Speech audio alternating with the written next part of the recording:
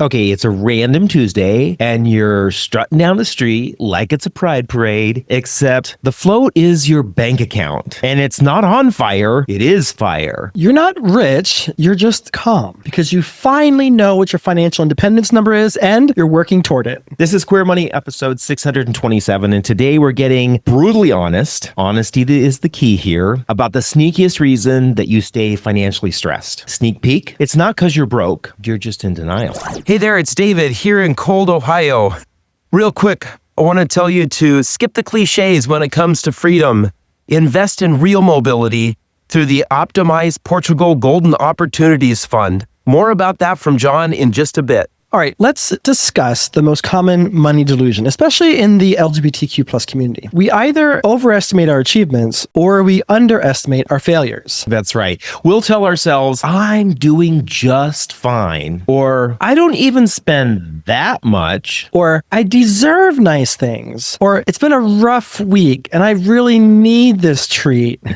And then we look up and we're like, why does it look like my bank account just ghosted me?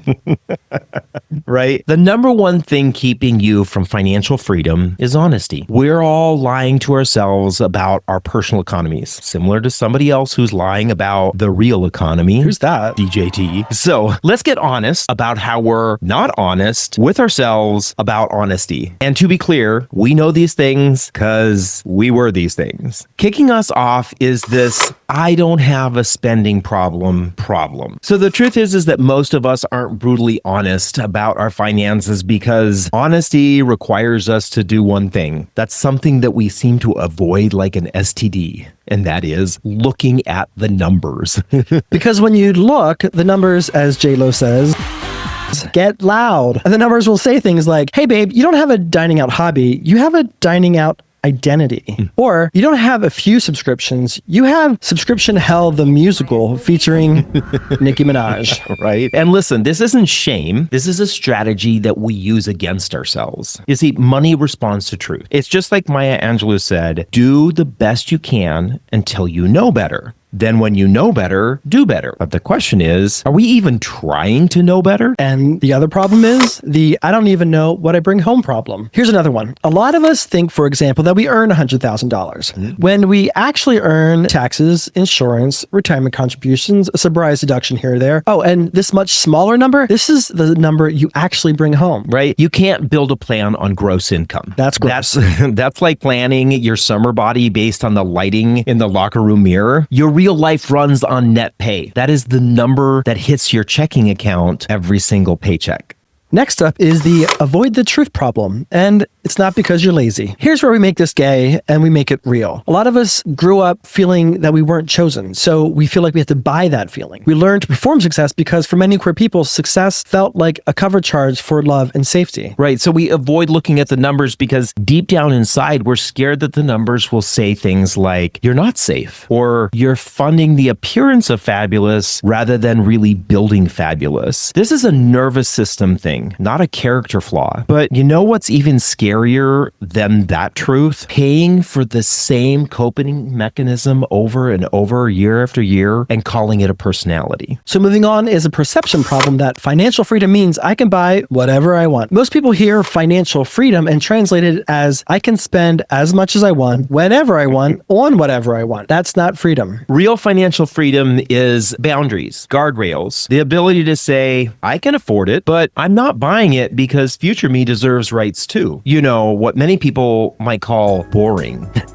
Because freedom isn't no rules, it's having options. To step away from a job that drains you, to move to a city that fits your lifestyle, to help your partner, your chosen family, or your community when they need it. It's having the options to breathe. You don't buy freedom, you build it. And the systems to do that live inside the Queer Money Vault, which are available at the link in this YouTube description or on your podcast player. So what does brutal honesty actually look like? Let's make this easy. If you do nothing else this week, do these three things. 1, find a real number for yourself. For example, what hits your checking account every time you're paid, every month or every paycheck? That's your reality. Number 2, name your leaks. Sunday brunching, luxury laziness, the monthly situationship, the oops, I did it again. Whatever it is, just name it. Naming it isn't shaming it. Naming it is power, like Brianna Breonna Taylor and Renee Good. Number 3, install guardrails, not punishments. Guardrails aren't no fun. Guardrails are fun that doesn't sabotage your financial future. So this is the one thing preventing you from reaching financial freedom. Your ability to be honest with yourself about your finances, whether that be how much you spend, how much you earn, or the reason why you spend the way you do. So instead of I can't, the new language is I'm choosing. And that's the difference between restrictions and freedom. Perfect tools for this are the premium spending analysis and the spending reduction spreadsheet, both of which are available in the Career Money Retirement Vault, linked to in this YouTube description or on your podcast player. Hello from sunny Florida. Like you, your IRA deserves better than bland. With Optimize, you can roll it over into the Portugal Golden Opportunities Fund, keeping tax perks, building wealth, and unlocking Portugal's Golden Visa. Click now in the video description to discover more. And finally, the question that we got recently on Instagram is, are you even qualified? I don't know. Are we? You see, we've lived all of this. We've had the subscriptions. We did the $2,000 therapy shopping sessions. We've had more than our share of bottomless mimosas. And this put us in $51,000 of credit card debt. And with the steps we shared earlier, we paid off that debt, we went Coast Fire, and we retired. Now we work because we like what we do, and it creates meaning. It also keeps us connected to the community. And frankly, it supports the life that we want long term. Financial freedom isn't the absence of work. It's the ability to do the work on your terms. And if you like our terms, please like us by subscribing and sharing this with someone else in your life who also wants financial freedom. So to revisit, the real flex and the key to financial freedom isn't designer delusions or faking it till you make it. It's being honest about your money and how you're using it. We're doing this, for example, with Dry January, which helps us get back on track after our spending over the holidays. So look at your numbers this week. Pick at least one leak to plug. Keep it G-rated, bitches.